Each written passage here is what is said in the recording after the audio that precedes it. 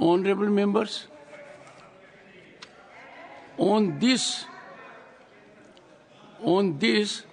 whether this House can reflect on the conduct of persons who are not members of this House, there is a detailed ruling given by the Chair.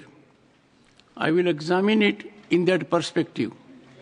It is on twofold situations.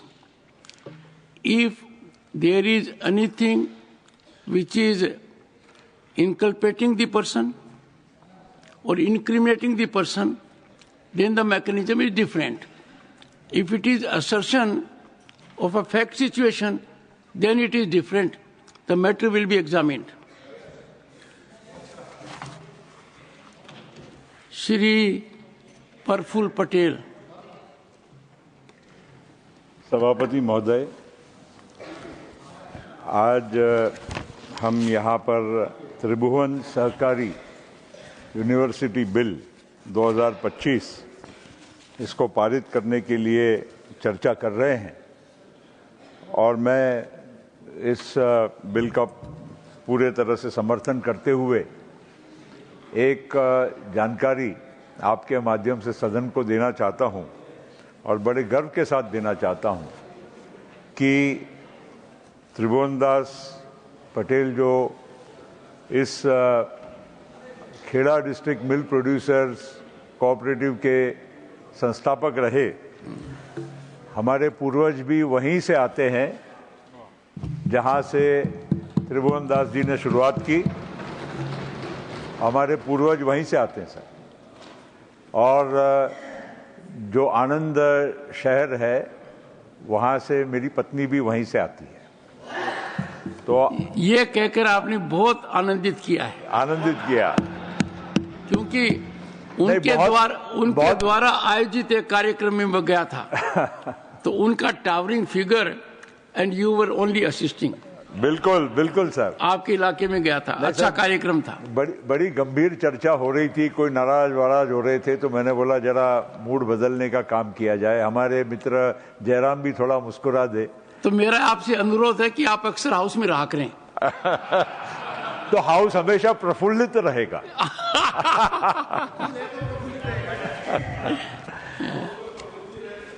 Sir एक जानकारी और भी बता देता हूं, क्योंकि बहुत सारे सदस्यों ने इस बिल पे चर्चा की। अमूल नाम कैसे आया? आनंद मिल्क यूनियन लिमिटेड, इसलिए अमूल, उसका शॉर्ट फॉर्म है अमूल। हम लोग अमूल बटर, अमूल की बात करते हैं, बहुत सारे लोग जानते नहीं होंगे। और इसलिए मैंने सोचा कि पूर्वज वहां से आए तो इतनी जानकारी तो मेरे पास होनी चाहिए और मैंने शेयर करने की भी यहाँ कोशिश करनी चाहिए।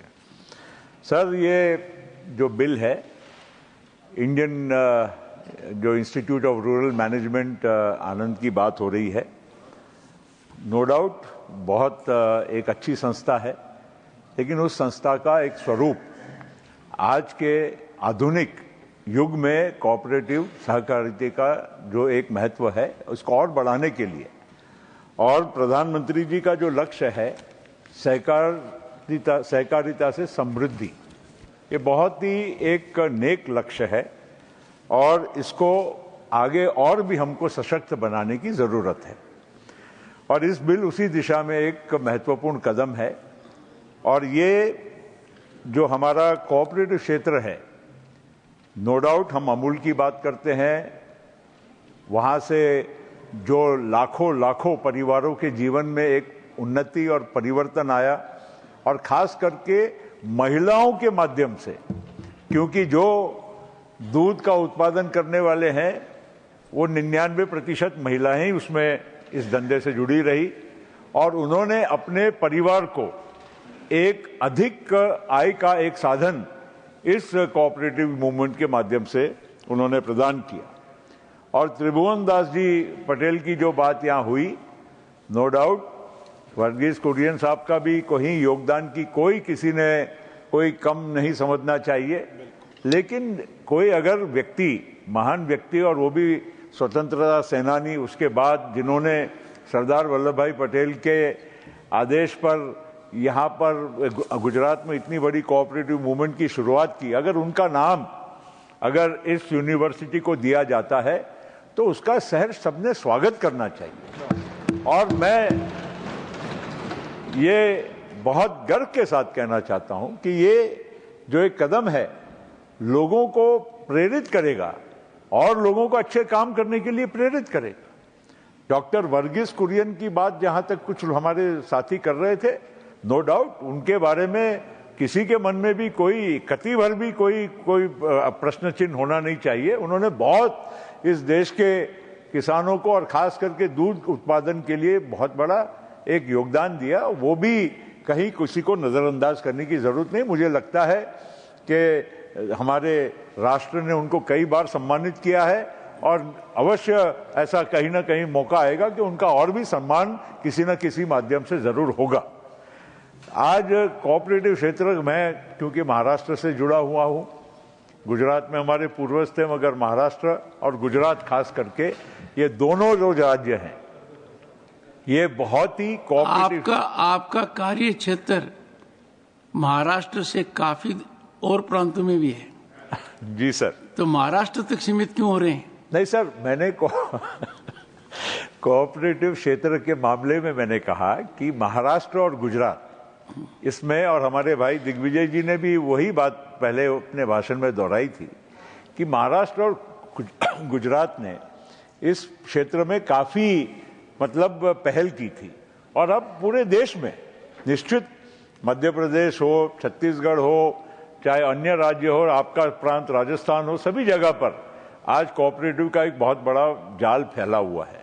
और केवल कोऑपरेटिव अब एक ही कुछ लिमिटेड दायरे में नहीं, विभिन्न क्षेत्रों में आज कोऑपरेटिव्स का बहुत बड़ा एक योगदान रहा है। हमारे महाराष्ट्र में पहले एक जमाना था कि हम लोग कहते थे कि कोऑपरेटिव मतलब शुगर फैक्ट्री, शक्कर कारखाना, बस वही एक कोऑपरेटिव है। ऐसा नहीं है सर। दूध संघ है वही कोऑपरेटिव, ऐसा नहीं है सर। आज आपको मैं कहना चाहता हूं कि कॉटन ग्रोइंग हमारा स्टेट काफी बड़ा है। आज कोऑपरेटिव क्षेत्र में इतनी सारी टेक्सटाइल की स्पिनिंग और वीविंग मिल्स हमारे वहां पर निर्माण हो गई है। आज हमारे वहां पर फिशरीज में, इनलैंड फिशरीज में कोऑपरेटिव क्षेत्र में बहुत बड़ा मतलब वहां पर प्रगति का काम हुआ है। आज कृषि क्षेत्र में फार्मर प्रोड्यूसर ऑर्गेनाइजेशंस कहो, अन्य जो भी कोऑपरेटिव हमारे जो संस्था है उसके माध्यम से लाखों करोड़ों लोगों को वहां पर अपना जीवन बदलने में उसका एक मौका मिला है। आज जंगल कामगारों के लिए भी जो वन में काम करते हैं, आपके ओडिशा में जैसे काम करते हैं, छत्तीसगढ़ में, मध्य प्रदेश में, हमारे महाराष्ट्र में वन कामगारों की भी कोऑपरेटिव सोसाइटीज है और उनको भी वन उपज के माध्यम से, चाहे महुआ फ्लावर हो, तेंदुपत्ता हो, बाकी भी बहुत सारी उत्पादन को वो कोऑपरेटिव क्षेत्र के माध्यम से बढ़ा रहे हैं। आज बैंकिंग में एक बात निश्चित है सर, कुछ अपवाद इधर उधर कोई घटनाएं, दुर्घटनाएं बैंकिंग क्षेत्र में कोऑपरेटिव में हुई होगी, लेकिन आज अगर आप मोटा मोटी देखें तो जो बैंकिंग की रीच है, आज हमको जरूर नेशनलाइज्ड बैंक्स हो या प्राइवेट बैंक्स का पूरा जाल पूरे देश में नजर आता है, मगर आज भी ऐसा कोई गांव नहीं बचा होगा जहां पर बैंकिंग की जरूरत हो और बैंक पहुंची होगी तो केवल कोऑपरेटिव बैंक पहुंची हो। और ये बहुत जरूरी है। और इसी वजह से आज ये जो बिल है इसमें खाली यूनिवर्सिटी तो एक माध्यम है, यूनिवर्सिटी के माध्यम से लोगों को अच्छे ट्रेनिंग मिले, अच्छे वहां से मैनेजमेंट के ग्रेजुएट्स तैयार हों, अच्छी फैकल्टी वहां पर जाकर उनको सिखाए नई नई टेक्निक्स। आज कोऑपरेटिव देखिए सर, नाम के लिए कोऑपरेटिव है लेकिन साथ साथ में आज आधुनिक युग में उनके लिए स्काई इज द लिमिट। और उस वजह से उनको अगर नई टेक्निक्स, नए चीज़ों के बारे में जानकारी मिलती है तो उसका हम लोगों ने सहर्ष स्वागत करना चाहिए। और इस वजह से ये जो बिल है कोऑपरेटिव क्षेत्र को एक सशक्त बनाने के लिए, हमारे देश में नई दिशा देने के लिए, नई पीढ़ी को, क्योंकि नई पीढ़ी साहब मैनेजमेंट में बाकी चीज़ों में चले जाते हैं, कोई फाइनेंस में जाएगा, कोई और कोई टेक्नोलॉजी के क्षेत्र में जाता है, लेकिन रूरल मैनेजमेंट के क्षेत्र में नए आज पीढ़ी को आकर्षित करने के लिए और इनका भी इसके माध्यम से अपने पैरों पर खड़े हो सकते हैं, अच्छी उनके भविष्य को बना सकते हैं, ये भी इस बिल का एक बहुत बड़ा माध्यम है। इस वजह से मैं इसको पूरी तरह से समर्थन करते हुए पुनश्च सरकार को भी बधाई दूंगा कि त्रिभुवन दास पटेल, त्रिभुवन काका जो उनको कहते हैं गुजरात में, हर व्यक्ति, हमारे नरहरि भाई भी, हम दोनों एक ही जिले के पूर्वज हमारे भी हैं, और नरहरि भाई को भी मालूम है कि पूरा गुजरात त्रिभुवन काका के नाम से त्रिभुवन दास पटेल के योगदान को बहुत महत्व देता है। इसलिए सरकार को बहुत बहुत बधाई देते हुए मैं इसका पुरजोर समर्थन करता हूं।